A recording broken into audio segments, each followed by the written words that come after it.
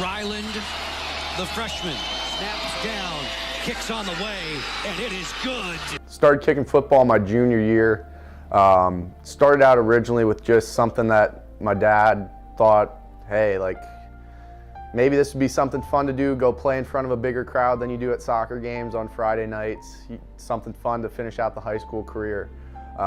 Ended up getting a pair of kicking sticks and a football off the internet, came in the mail, we went out and kicked. Really sort of had an early knack for it. We kept kicking, and before you know it, all of a sudden we're back at the 40-yard line hitting 50-yard field goals at Lebanon Valley College there with their football team on the bleachers having an end-of-season meeting. And I was hitting 50-yard field goals and they were chirping at me, this, that, the other. I'm like, okay, maybe I actually have something here that I can run with and do something. And from there, it just turned into repetition of going out very, very frequently with my dad all year long, and then obviously getting ranked through the Coles kicking rankings, and that sort of leap padded me to Eastern where I'm at today. I was gonna say, how did that chance come about with Eastern Michigan? The first real indicator that I had a chance to play Division I football was getting ranked through the Coles rankings. I forget what I was, but it was top 25 in the country for my class. And then from there, it's like, okay, this is what I'm doing. I'm committing to it. Just started shooting texts, emails, calls out to whatever college coaches I could, and whoever responded back was who I'd engage with, and didn't have a whole lot of engagement back. But I did have some, and luckily and thankfully, Coach Nunez here, he's my special teams coordinator at Eastern, was one of those, and from there I just sort of fell in love with this place and him as a coach. He's an awesome guy. So you start there as a walk-on, and after a few seasons, you get the scholarship offer. You know, did you see that coming? I'd be lying if I said no. I was fortunate enough and thankful that I had the opportunity to compete as a freshman, win the job, played freshman year, went through the highs and lows freshman year, as most young guys do. It had its struggles, but also its rewards and successes. And then sophomore year, obviously a little bit better. And then from that year, that summer, I really trained sort of that COVID period. Trained hard during then and was able to earn a scholarship before that junior season. You brought up the COVID period. How much of a challenge was that to you? Because obviously, you know, athletes are creatures of habit, and I'm sure you're improving, and that hit. So what did you do to stay mentally in the game? Obviously, that was a pretty big curveball that I don't think anybody was expecting. But thankfully, I have a very, very supportive family, teammates here, and everything else. But that time at home, I think I certainly took advantage of, and I saw that as a chance to, okay, everyone's going home. Some guys are going to sit on the couch for X, Y, Z amount of time. I'm going to use this time that I'm going to go out and train with my dad, and I'm going to get better in this time. And when it's time to come back, I'm going to have a season, the season I want to have, and it'll all pay off. Can you pinpoint, or is it just overall, you know, where has your game improved the most since you arrived there at Eastern? I think the biggest one that you can't really put a statistic on is mentally. Obviously going from high school to Division I FBS football is a pretty big jump physically, but also mentally, if not more mentally. You're playing in front of a bigger crowd. There's a little bit more on the line. You get those other, not necessarily pressures, but other factors that go into it that you don't quite get on a Friday night in Lebanon, Pennsylvania, which I'm thankful for, because I've experienced some things, both high and low, that have certainly changed me as a person, and I've learned along the way, and that's what sort of propelled me these last 2 seasons to have really good years. So they're going to set up Ryland to go for it anyway. He had 5 field goals last week. This kick would make him the school's all-time leading scorer. Now, we've seen most field goals in a game. We've seen most career points. When did you realize you were kind of creeping in on some of those milestones? We all sort of always had an idea. Greg and Alex have mentioned something here and there about getting closer and yada, yada, yada, and Jake. And I'm a big stats guy myself, so in the back of my head, I've got all these numbers running. But that kick at Central to take the scoring record, we walked out there, Jake Julian, the holder, like, all right, bud, this one's for the record. Let's drill it. So we just did it. That's nice thing with having Jake being my holder the last 3 years is he's also my best friend and someone I really look up to. So almost having a security blanket in him was nice when we're playing in Mount Pleasant. It's 20 degrees with a 10, 15 mile an hour crosswind and a 50-yard field goal. It's just one of those things where we both have confidence in each other and it makes doing the job a whole lot easier. People talk about kickers and how they're so set in and zoned in when they go out there, you know.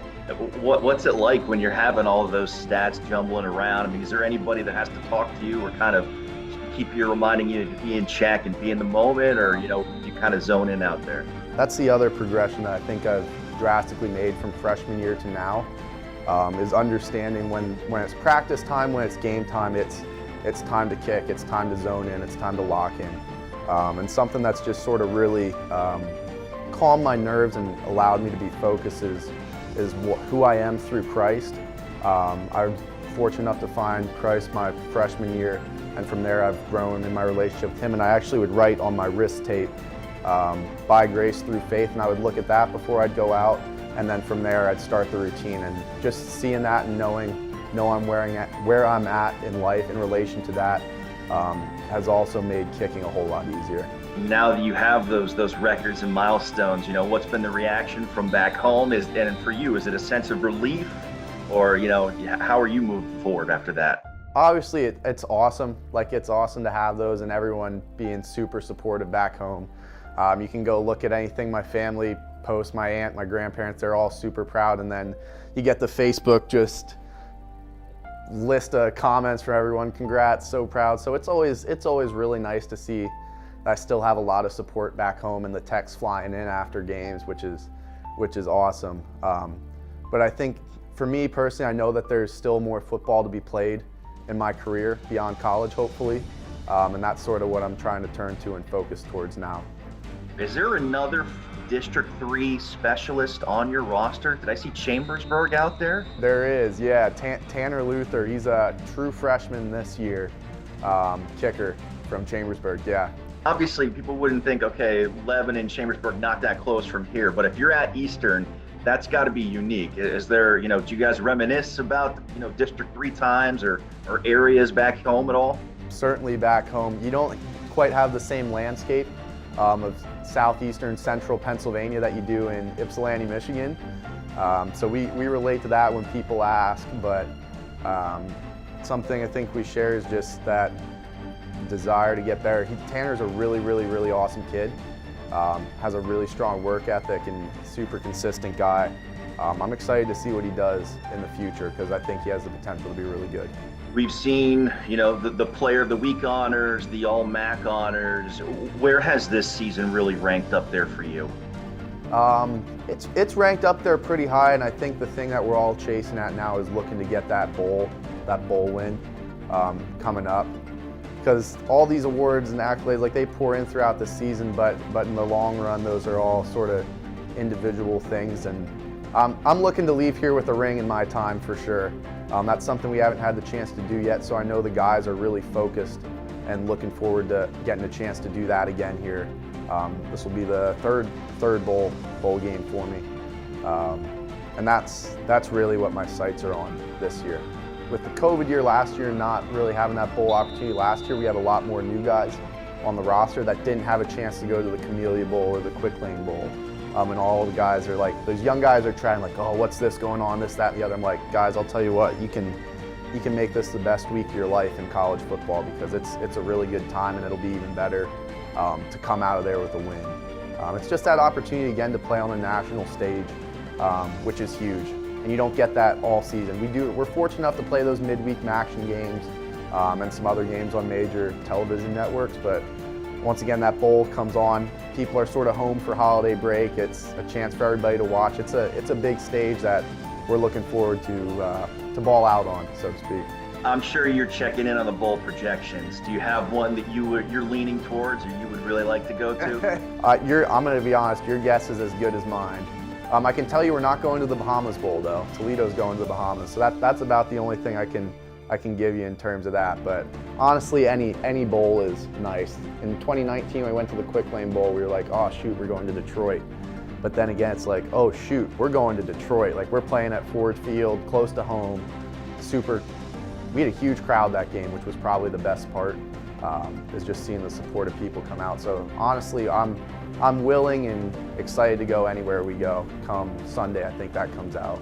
Final question. I checked out your Twitter feed earlier. I'm seeing still some Cedar Crest stuff on there. How much do you keep track on what's going back home? Oh, I like to stay in touch with the guys back home for sure, because I think that's important.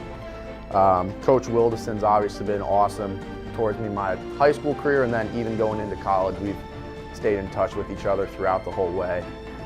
He's been awesome, but there's some young guys back home like the Richardson kid, and he's going to be a good ball player. So any chance I can sort of have to help promote them in a sense, I'm going to try and do, because I want to see those guys come along and have a better college career than I did.